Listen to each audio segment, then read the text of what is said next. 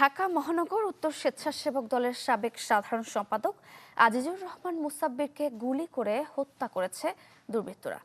গতরাতে রাজধানীর পশ্চিম তেস্তুরি বাজারে এ ঘটনা ঘটে।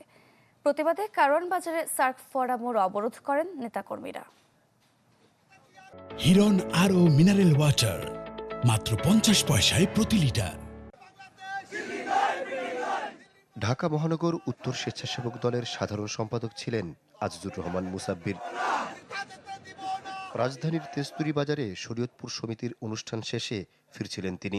স্টার কাবাবের গলিতে তাকে লক্ষ্য করে কয়েক রাউন্ড গুলি ছোড়ে মোটরসাইকেল আরোহী দুর্বৃত্তরা। গুলিবিদ্ধ হন মুসাব্বির ও তার সহকর্মী মাসুদ।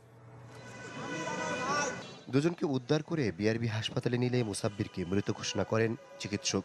এ খবর ছড়িয়ে পড়লে কারওয়ান বাজারে সার্ক ফোয়ারা মোড় অবরোধ করে বিক্ষোভ করেন নেতাকর্মীরা। দেশি বিদেশি ষড়যন্ত্র আমাদের ষড়যন্ত্রের বিভিন্ন জায়গায় সামনে নির্বাচন রয়েছে, সেই নির্বাচনকে বানচাল করার জন্য এটি অপপ্রয়াস মনে করি আমরা।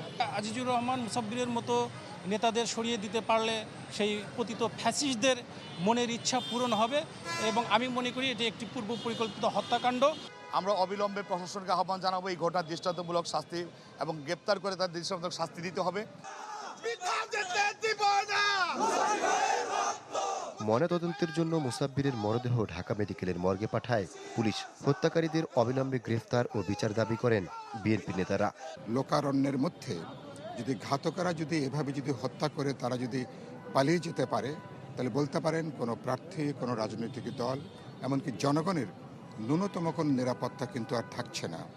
এই হত্যাগুলো আসলে আমরা মনে করি যে একটি বিশেষ উদ্দেশ্যকে সামনে নিয়ে করা হচ্ছে, যাতে সামনে যে নির্বাচন সেই নির্বাচনকে যদি বাধাগ্রস্ত করা যায়।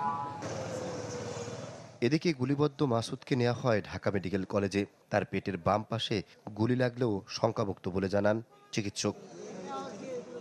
আহমেদ সোহাগ, চ্যানেল 24, ঢাকা।